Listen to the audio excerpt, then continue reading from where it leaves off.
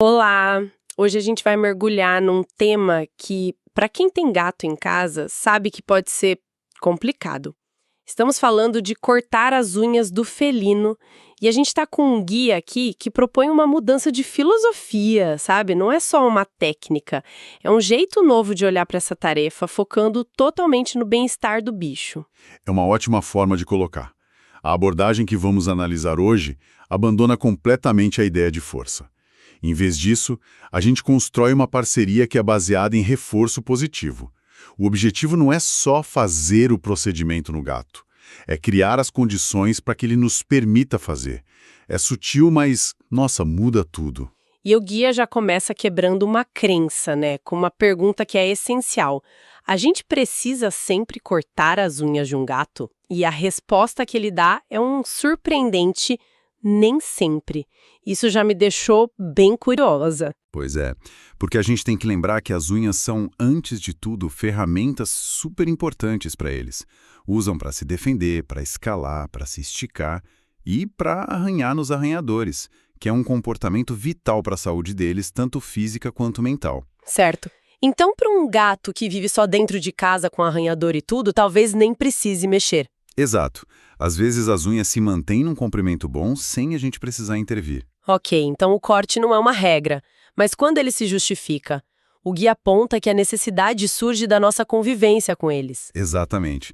Surge de questões práticas, de segurança, tanto para a gente quanto para eles. Um gato não arranha por maldade na hora de brincar, mas ele não tem um controle perfeito, né? E em casas com crianças ou com idosos, que têm a pele mais frágil, um arranhão sem querer pode ser um problema. Um dos gatos dela, o Bernardo, acorda ela com patadinhas no rosto. É um gesto de carinho, mas com a unha afiada. Pode machucar. E tem outro caso da gata Assad, que às vezes prende as unhas em cobertores quando está brincando. Isso não só estraga o cobertor, mas assusta o animal. E na hora de tentar se soltar, ele pode se machucar de verdade, torcer um dedo. Nossa, isso é perigoso. Muito. Nessas horas, o corte vira um ato de cuidado, de prevenção. Faz todo sentido. Mas aí entra um ponto que o guia destaca como, assim, crucial. O objetivo não é deixar a unha curta, é só tirar aquela pontinha, a ponta que é afiada como uma agulha. Isso. E para fazer isso sem risco, é preciso entender o mínimo da anatomia da garra do gato. E como é essa anatomia? Bom, essa parte é inegociável. É o que separa um procedimento tranquilo de um evento traumático para o bicho. O guia explica de um jeito bem visual. Quando a gente aperta de leve a almofadinha da pata, o coxim, a unha sai para fora. E aí a gente vê duas partes, uma base mais rosada e uma ponta branca meio translúcida. A parte branca é a que a gente pode cortar, imagino. E a rosada, o que é aquilo? Essa parte rosada, que o pessoal chama de sabugo, é tecido vivo. Vivo? Como assim? É tipo uma extensão do dedo do gato mesmo.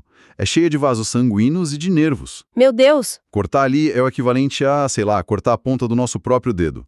A dor é terrível, sangra muito e, pior que a dor, cria um trauma que o gato nunca mais vai esquecer.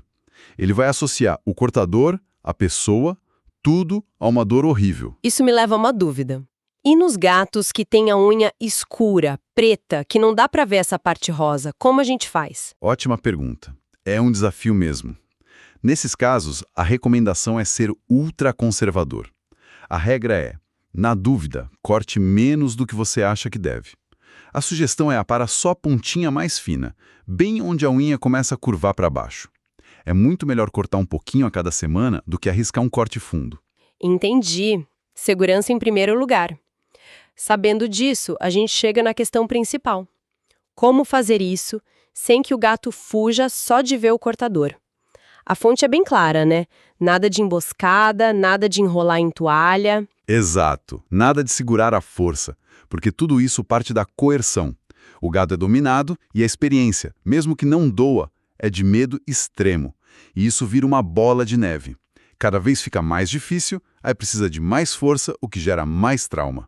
E o método do guia quebra esse ciclo. Quebra totalmente. A proposta é criar um cenário favorável, onde o gato tolera o procedimento, porque a recompensa que vem junto é muito, mas muito maior que o incômodo. A famosa técnica do reforço positivo. E qual é a moeda de troca mais poderosa para um gato? A resposta é quase universal no mundo dos gatos. Um petisco de altíssimo valor. Altíssimo valor? Essa é a chave. Não é a ração de todo dia. É aquele sachê de um sabor que ele ama, um pouco de atum, um franguinho cozido. Tem que ser algo que ele raramente ganha e que o deixa assim obcecado. A lógica por trás disso é fascinante.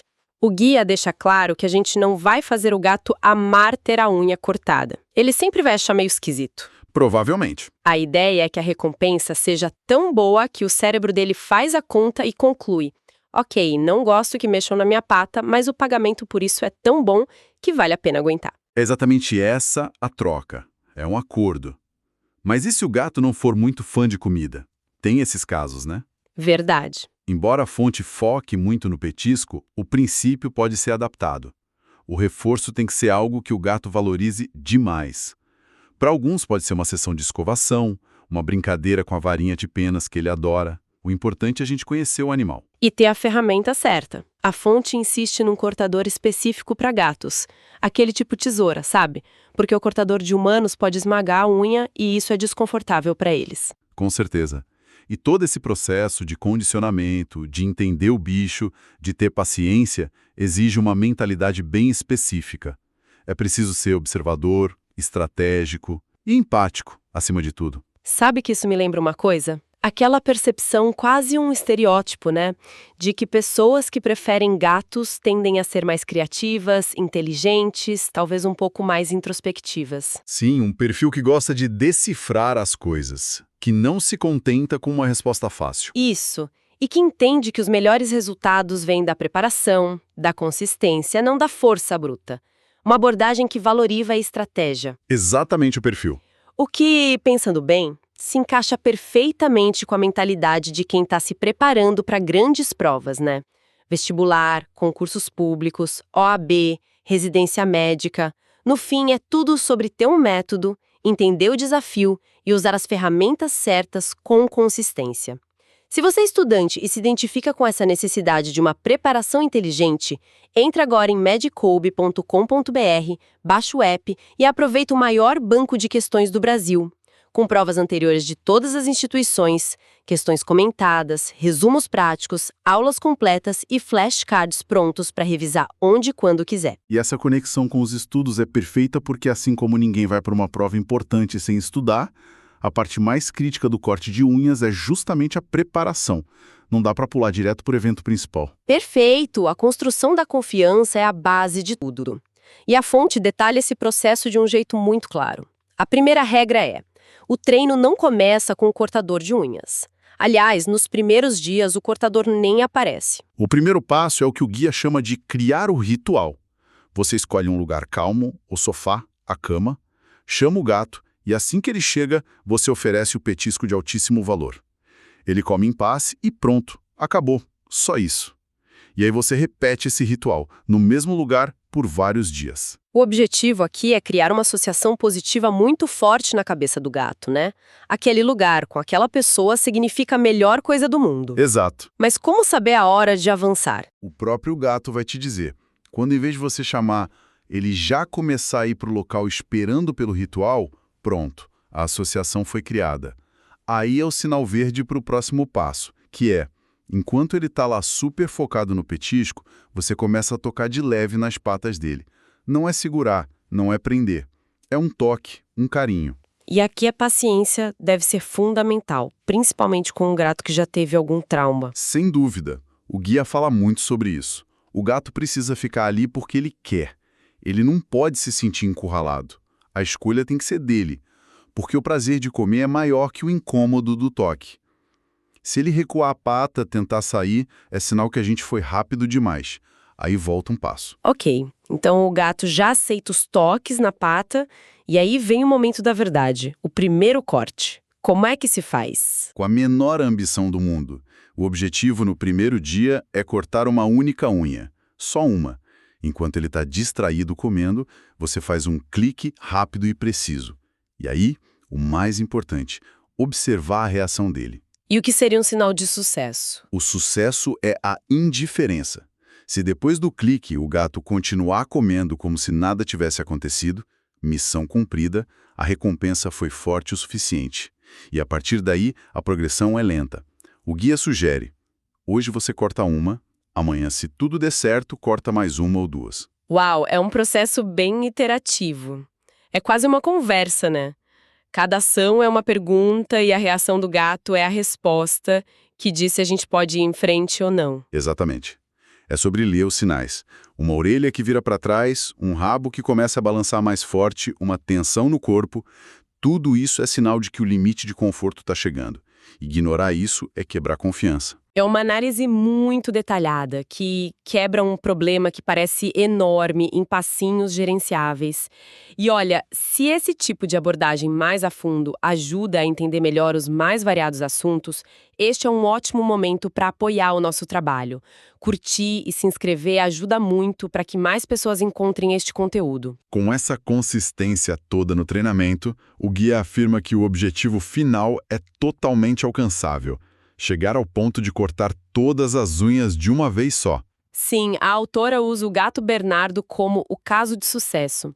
Ela descreve que hoje em dia ele já sabe o que vai acontecer, ele se senta e, embora às vezes ele lance um olhar de indignado, Eu conheço bem esse olhar.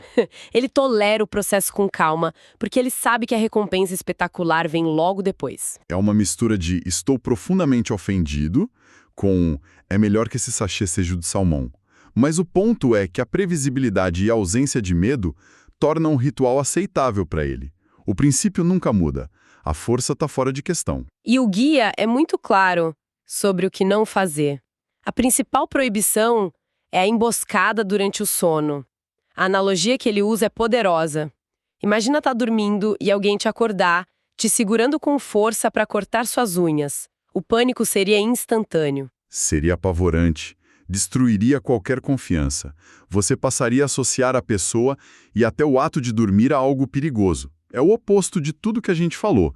É sobre transparência, não sobre traição. Falando em erros. O que fazer se o pior acontecer? Se por acidente a gente cortar o sabugo? Ótima pergunta. Primeiro, manter a calma, porque nosso pânico assusta ainda mais o gato. O sangramento pode assustar, mas geralmente para. É bom ter um pó hemostático, que vende em pet shop, para estancar o sangue. E depois o mais importante é não forçar a continuação. Termina a sessão, dá o melhor petisco, faz muito carinho, o foco é reparar o dano psicológico. E claro, nas próximas vezes, ser ainda mais cuidadoso. Perfeito. Para fechar, os detalhes práticos. A frequência de corte, segundo o guia, é a cada 10 ou 15 dias. E muitas vezes, só aparar as unhas das patas da frente já resolve a maior parte dos problemas. Exato. São as que eles mais usam para arranhar e que prendem nas coisas. Então, o que a gente tira de tudo isso? Esse guia, no fim das contas, é muito mais que um manual. É uma aula sobre paciência, sobre comunicação, sobre consentimento na nossa relação com os animais. A dinâmica muda de uma disputa de poder para uma negociação. O humano não está impondo a sua vontade. Ele está criando um ambiente oferecendo uma troca tão vantajosa que o gato, por vontade própria, escolhe cooperar. Ele se sente seguro, respeitado. E essa filosofia dá para levar para tantas outras coisas, né? Dar um remédio, acostumar com a caixa de transporte. O princípio de criar associações positivas é universal. E isso deixa a gente com uma questão interessante para refletir, né? Se essa abordagem paciente, estratégica, baseada em recompensas, funciona para algo tão invasivo quanto cortar as unhas de um animal, em que outras áreas da nossa vida, seja com os bichos, na educação dos filhos ou até nas relações profissionais, a gente poderia substituir a força ou a insistência por sistemas mais inteligentes e empáticos de reforço